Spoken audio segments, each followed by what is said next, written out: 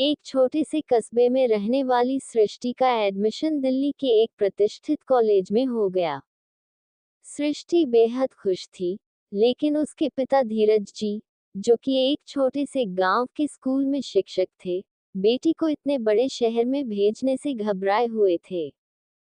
सृष्टि ने अपने पापा को समझाते हुए कहा, सृष्टि, पापा, आप चिंता न करें, मैं सब संभाल लूंगी। ऐसा मौका बार बार नहीं मिलता।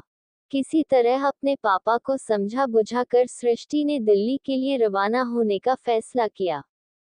घर से निकलते वक्त सृष्टि की मम्मी सरला जी और पापा उसे बस स्टैंड तक छोड़ने आए। सृष्टि के पिता चाहते थे कि वे उसे दिल्ली तक पहुंचाएं, लेकिन सृष्टि ने मना कर दिया। सरला जी की आंखें नम हो गईं। बस आ चुकी थी।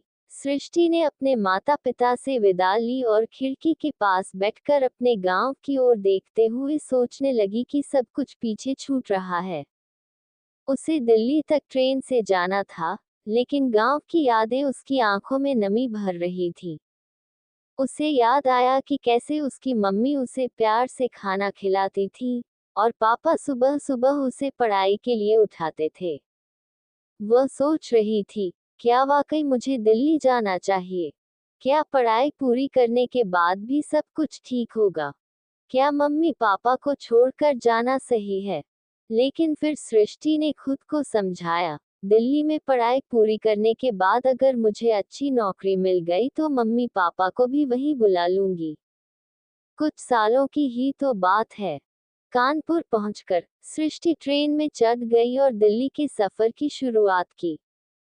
जब वह दिल्ली पहुंची, तो ऑटो लेकर सीधे अपने कॉलेज चली गई। वहां उसे हॉस्टल का कमरा मिला और उसने राहत की सांस ली। सृष्टि की रूममेट नीरा थी, जो उसकी सीनियर भी थी। जल्द ही दोनों के बीच गहरी दोस्ती हो गई।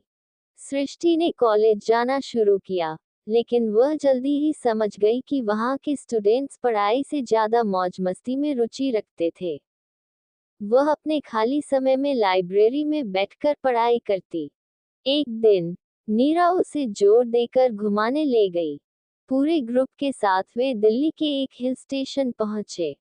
वहां सृष्टि अकेली बैठी थी। तभी उसकी क्लास का लड़का राहुल उसके पास आया।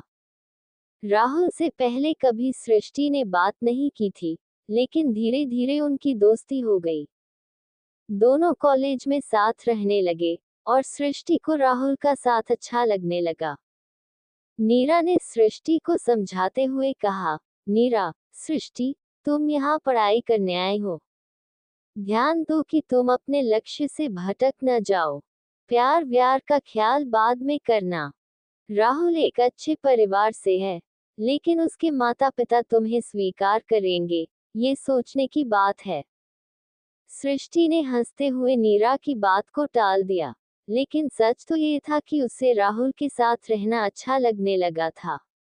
एक दिन राहुल ने सृष्टि से अपने प्यार का इजहार किया और सृष्टि ने भी अपने दिल की बात कह दी।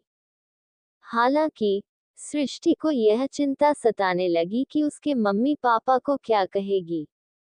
क्या उनका सपना पूरा होगा? एक दिन उसकी मम्मी ने फोन किया और बताया कि उसके पापा की तबीयत अचानक खराब हो गई है और उन्हें अस्पताल में भर्ती कराना पड़ा है। सृष्टि तुरंत अपने गांव के लिए रवाना हो गई। घर पहुंचते ही उसने देखा कि उसके पापा बिस्तर पर थे और मम्मी उनकी सेवा कर रही थी। पापा को देख सृष्टि की आंखें भर आईं। अगले कुछ दिनों में सृष्टि ने अपने पिता की देखभाल की। उसने राहुल से भी दूरी बना ली, क्योंकि उसे अपने परिवार की चिंता ज्यादा सताने लगी थी। राहुल को जब ये बात पता चली, तो उसने सृष्टि को फोन किया और कहा, राहुल, सृष्टि, मुझे तुम्हारी बहुत याद आती है। तुम वापस कब आओगी? सृष्टि ने कहा, सृष्टि, राहुल, मुझे नहीं पता कब लौट पाऊंगी। पापा की तबीयत अभी ठीक नहीं है और मुझे मम्मी की भी मदद करनी है।